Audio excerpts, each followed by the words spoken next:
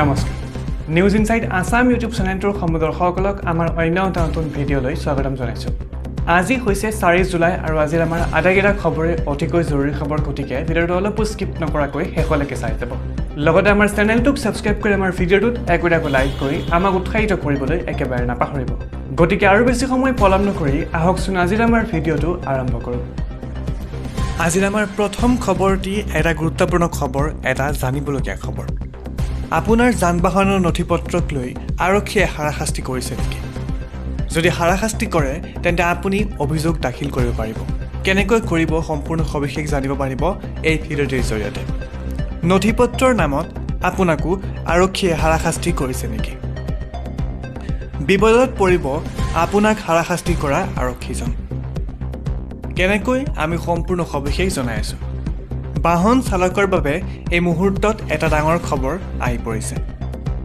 এতিয়াৰে পৰা নথিপত্ৰৰ নামত আৰক্ষীয়ে কৰিব নোৱাৰিব হাৰাশাস্তি একমাত্ৰ হেলমেট নিপিন্ধিলেহে থাকিব জৰিমনা ইতিমধ্যে সকলোৱে গম পাইছেই এই চালকক বিভিন্ন সময়ত হাৰাশাস্তি কৰিছিলে আৰক্ষীয়ে এই কাৰ্য বন্ধ কৰিবলৈ সিদ্ধান্ত ল'লে হিমন্ত বিশ্ব শৰ্মা চৰকাৰে আগন্তুক 15 দিনৰ ভিতৰতে প্ৰযোজ্য হ'ব এই নতুন নিয়ম ই-ৰিক্সা আৰু অটো চালকৰ বাবেও আহি পৰিছে কেইটামান নতুনকৈ নিয়ম এই চালকসকলক আৰক্ষীয়ে কৰিব নোৱাৰিব হাৰাশাস্তি 4 বাৰকৈ আইন ভংগ কৰিলেহে বিহিব নোৱাৰিব জৰিমনা অৰ্থাৎ 4 বাৰকৈ আইন ভংগ কৰিলেও বিহিব নোৱাৰিব জৰিমনা পঞ্চম বাৰতহে আৰক্ষীয়ে বিহিব পাৰিব জৰিমনা মুখ্যমন্ত্ৰী হিমন্ত বিশ্ব শৰ্মাই এই মুহূৰ্তত এই গুৰুত্বপূৰ্ণ ঘোষণা কৰিছে এই মুহূৰ্তত জনাইছোঁ আজিৰ আমাৰ পৰৱৰ্তী চাঞ্চল্যকৰ খবৰ এটা বিগ ব্ৰেকিং নিউজ নামনি অসমবাসী সাৱধান হৈ থাকক ভূটানে এৰিব পাৰে পানী হয় আপুনি একেবাৰে ঠিকেই শুনিছে 4 আৰু 5 জুলাইত নামনি অসম হ'ব ভয়াৱহ বানপানী যিকোনো মুহূৰ্তত ভূটানে এৰি দিব পাৰে পানী যিকোনো মুহূৰ্তত ভূটানত পানী এৰি দিয়াৰ সম্ভাৱনা আছে উজনি নামনি সকলোতেই কালৰূপ ধাৰণ কৰিছে বানপানীৰ পৰিস্থিতিয়ে বৰাকতো ভয়াৱহ হৈ পৰিছে বান পৰিস্থিতি নামনি অসমৰ বান পৰিস্থিতিক লৈ এতিয়া শংকা ব্যক্ত কৰিছে মুখ্যমন্ত্ৰী ডক্টৰ হিমন্ত বিশ্ব শৰ্মাই NDRF, SDRFৰ সকলোকে সাজু হৈ থকাৰ নিৰ্দেশনা জাৰি কৰিছে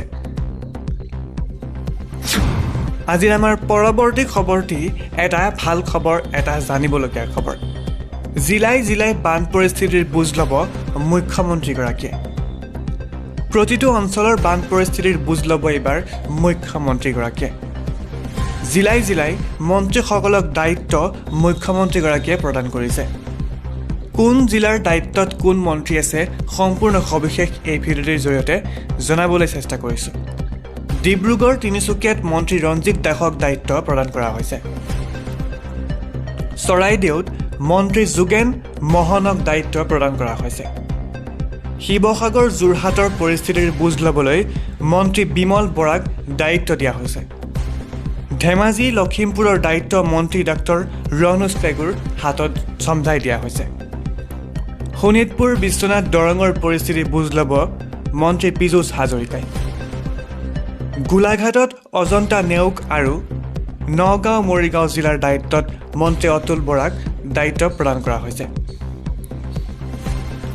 মাজুলীৰ পৰিস্থিতি বুজ লোৱাৰ দায়িত্ব মন্ত্ৰী জয়ন্ত মল্ল বৰুৱাক দিয়া হৈছে ইয়াৰ উপৰিও বিভিন্ন প্ৰান্তলৈ নিজে গৈ পৰিদৰ্শন কৰিব মুখ্যমন্ত্ৰীগৰাকীয়ে আজিৰ আমাৰ পৰৱৰ্তী খবৰটি বানত ক্ষতিগ্ৰস্ত হোৱা লোকসকলৰ হিচাপ লোৱাৰ নিৰ্দেশনা দিছে মুখ্যমন্ত্ৰীগৰাকীয়ে ইয়াৰ লগতে কৈছে যে 15 আগষ্টৰ পূৰ্বে ক্ষতিগ্ৰস্ত হোৱা লোকসকলক ক্ষতিপূৰণ কৰিব চৰকাৰে হয় এই মুহূৰ্তত এটা জানিবলগীয়া এটা ডাঙৰ খবৰ বানপানীত ক্ষতিগ্ৰস্ত হোৱা লোকসকলৰ হিচাপ লোৱাৰ নিৰ্দেশনা জাৰি কৰা হৈছে ৰাজ্যৰ মুঠ 28খন জিলাত বানৰ কবলত আছে এতিয়া বৰ্তমান 84টা ৰাজচক্ৰ বানৰ কবলত পৰিছে ঠিক একেদৰে এই পৰ্যন্ত 922টা পদ বানত ক্ষতিগ্ৰস্ত হৈছে 52খন দলং বানত ভাঙি পৰিছে। দুৰ্ভাগ্যজনকভাৱে 38 জন লোকৰ মৃত্যু হৈছে। এই পৰ্যন্ত 2208খন গাঁও বানৰ কবলত পৰিছে। বান পৰিস্থিতি মোকাবিলা কৰিবলৈ সমস্ত NRDF আৰু SDRFৰ লোক আহি পৰিছে। 15 আগষ্টৰ পূৰ্বে বানত ক্ষতিগ্ৰস্ত লোকসকলক দিয়া হ'ব সাহায্য। বানত ক্ষতিগ্ৰস্ত জিলাসমূহৰ তদাৰকৰ দায়িত্ব দিয়া হৈছে মন্ত্ৰীসকলক। ডিব্ৰুগড় তিনিচুকীয়া জিলাত মন্ত্ৰী ৰঞ্জিত দাসে তদাৰক কৰিব। চৰাইদেউত যোগেন মোহনে তদাৰক কৰিব। শিৱসাগৰ যোৰহাট জিলাত মন্ত্ৰী বিমল বৰাই তদাৰক কৰিব। ঠিক একেদৰেই ধেমাজি লখিমপুৰ আদি জিলাসমূহত ৰণোজ পেগুৱে তদাৰক কৰিব। বিশ্বনাথ শোণিতপুৰ দৰং জিলাত মন্ত্ৰী পীযুষ হাজৰিকাই তদাৰক কৰিব। আপোনাৰ যান বাহনৰ নথিপত্ৰক লৈ আৰক্ষীয়ে হাৰাশাস্তি কৰিছে নেকি? যদি হাৰাশাস্তি কৰে তেন্তে আপুনি অভিযোগ দাখিল কৰিব পাৰিব। কেনেকৈ কৰিব সম্পূৰ্ণ সবিশেষ জানিব পাৰিব এই ভিডিঅ'টিৰ জৰিয়তে। নথিপত্ৰৰ নামত আপোনাকো আৰক্ষীয়ে হাৰাশাস্তি কৰিছে নেকি?